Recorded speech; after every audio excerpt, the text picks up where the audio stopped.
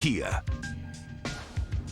There was a time we were all counting down with bated breath to the start of free agency. It was many, many hours ago. It felt like this almost, it feels ridiculous at this point because the news is here. According to our Adrian Wojnarowski, Kevin Durant's manager, Rich Kleiman, has told him that Kevin Durant has requested a trade from the Brooklyn Nets. And so I would like to bring in the man, the myth, the legend, Stephen A. Smith. What is your reaction to this? I'm pleasantly surprised. I think that it's the right move for Kevin Durant to make because being paired with Kyrie Irving has been nothing short of a migraine, and it got to a point where he had to make a move because in the end, Kevin Durant was looking very, very bad. The fact of the matter is he followed Kyrie Irving to Brooklyn. He accepted a coach with zero experience coaching because that's what Kyrie wanted to do. You look at the situation that had appeared in Brooklyn, it was deteriorating. It had deteriorated.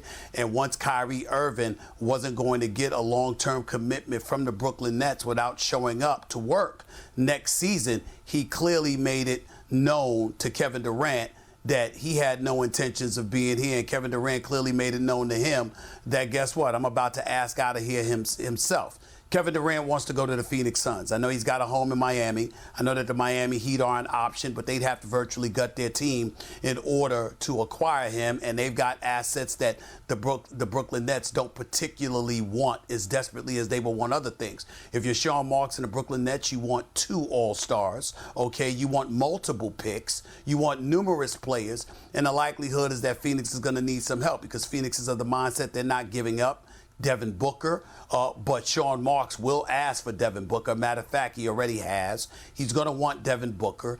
He's going to be willing to take DeAndre Ayton. He's going to want Mikal Bridges. He's going to want Cameron Johnson, and he's going to want numerous picks. So when you look at it from that perspective, if you're the Phoenix Suns, Ayton, Bridges, Cameron Johnson, and multiple picks doesn't appear to be enough for Sean Marks if you can't include Devin Booker in that deal. And as a result, that's where we are right here. But Kevin Durant has had enough. He wants out. He wants to be in Phoenix. And Kyrie Irving is telling everybody he plans on going to L.A., meaning the Lakers, as soon as he possibly can. The likelihood is that you'll have to go through this season, and then when he becomes a free agent after this upcoming season is over, he plans on rejoining LeBron James in a Los Angeles Lakers uniform. They'll have about $70 to $80 million under the cap. They're going to use it on Kyrie Irving, or so Kyrie Irving has been convinced to believe. Ooh, there is a whole lot going on there. I do want to bring in Big Perk to this conversation because he's making all sorts of faces and wiggling all sorts of eyebrows. Perk, what you got? Stephen, you know that I think I asked Woj this earlier about the possibility if they can't find a destination for Kyrie Irving, if they looking to trade him, that him and the Brooklyn Nets could possibly negotiate a buyout, which if he get bought out, now he could get to the Lakers a lot sooner than having to wait till next year. But I want to know right now, what do you feel for us with Kyrie Irving and Kevin Durant going on? I want to know how you feeling about Kyrie Irving right now at this moment. I feel that Kyrie Irving ruined the franchise. I feel that all of this is his doing. If Kyrie Irving had shown up to work, if he had been a more consistent presence, then he'd still be in Brooklyn. KD would still want to be in Brooklyn. They probably might have won a championship, or at least would have been knocking on the door again, because we all know that Kyrie Irving is a spectacular talent. The fact of the matter is that when you hear, you all know it, you cover the league. I know he and everybody close to him wants to blame me as if I'm the only one talking about him instead of the entire NBA community. But that's okay. Everybody knows late practices, showing up when you want, leaving when you want, going to the locker room after the coach conducted a practice and pulling players out to bring them on the court and conduct your own practices, assuming that you know what, you were going to play a significant role in who was going to be on the front office, who's going to be on the roster, et cetera, instead of coming there to work every day and simply doing your job. Is something that became too drama-filled to the point that in the media capital of the world, with the media descending down upon you, they were looking at the Brooklyn Nets in a not-so-flattering fashion. And as a result, guys like Sean Marks was taking hits, Joe Tsai was taking hits, Kevin Durant and his legacy was taking hits. So enough's enough. Everywhere you turn, what is there to say? If you're Sean Marks, you're the general manager. KD tells you he wants Kyrie. You give him Kyrie. So you take him along with Kyrie. They wanted DeAndre Jordan on the roster, and they wanted him to get about $40 million. They did that for him. They wanted a coach with no coaching experience whatsoever. They did all of that. So when you look at it from that perspective, they capitulated to the wishes of their two stars, and Kevin Durant capitulated to the wishes of a Kyrie Irving. Then Kyrie Irving misses most of this season, only plays 29 games, expects a 4-year deal to be waiting for him, a 4-year extension where his salary will be in excess of $248 million.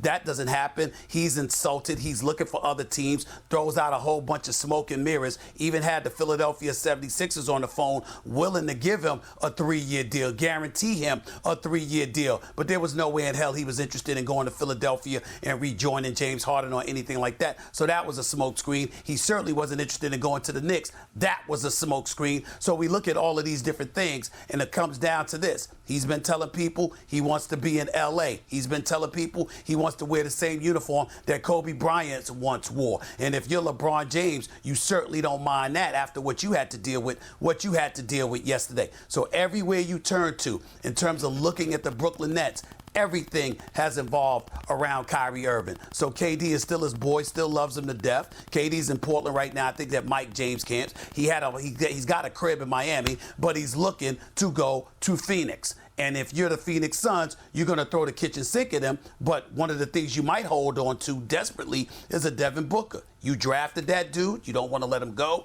He's considerably younger. He's a star in his own right. He's got a bright future ahead of him without any of the headaches. You want Kevin Durant with a Devin Booker. But Sean Marks doesn't have to capitulate because, remember, not only does Kevin Durant have 4 years left on his contract, y'all, he didn't have a player option in his contract. He is locked in for the next 4 years. So Sean Marks is saying, hell with all of that. I'm tired of all of these headaches, all the stuff they put me through. The worst thing I can possibly do is let Kevin Durant get away for little to nothing. I got to get the farm for Kevin Durant. Yep. And that is what Sean Marks is after. And all of this is because Kyrie Irving did the things that he did, and the franchise right now is up in flux because of the great Kyrie Irving. Stephen A., I want to put a pin in this for just a second and say to our viewers on ESPN, because we have switched over networks, welcome to the NBA Today free agency special. We came on early because there was just a little bit of news in the NBA Today. Our Adrian Wojnarowski reporting that Kevin Durant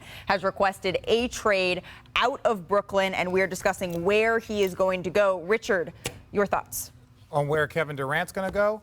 I don't know. Who knows? Nobody knows. The beautiful thing about this is that he is one of those rare players that if you get a chance to get him, you know that immediately you have – it doesn't matter who he's with, your team is going to make it to the postseason. And if you surround him by the right talent, you can win a championship. And so there's 5 or 6 guys like him in the league. He's locked in for 4 years. And when we were talking and they said he doesn't have an opt-out, that to me blew my mind. The fact that he was like, oh, no, because to me that showed a commitment to the Brooklyn Nets. It's like, hey, Kyrie's going to do what he does. James is going to do. I'm committed here for long term. And so, now this is a great opportunity for other people. And there's one thing that I want to make sure we talk about.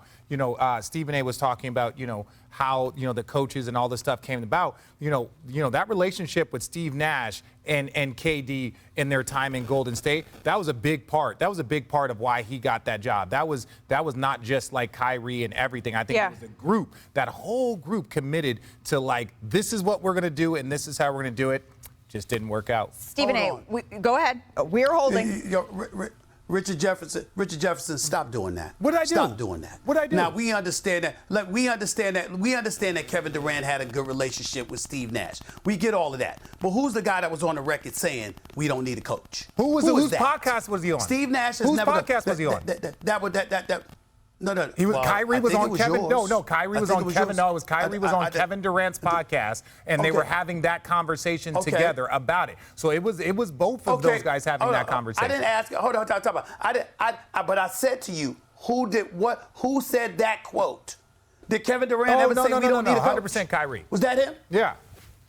All right. Well, that's all I'm saying. We were talking about a first-year coach. I was just saying we were talking about a first-year coach. No. The reason, Mr. Chippendales, listen up.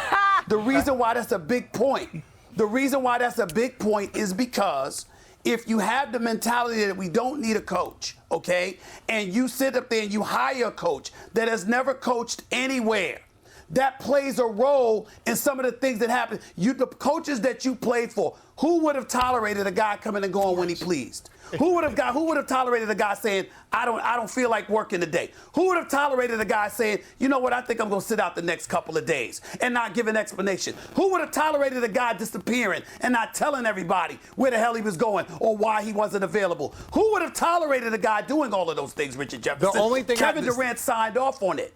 And he has culpability for that. That is true. There we go. And we know That's all I was saying. We can't just say that was just Kyrie. But in the end, we know who the leader of the franchise was. Mm-hmm. We know who the leader of the franchise was, unfortunately. And that's why all of this has come to pass. Agreed.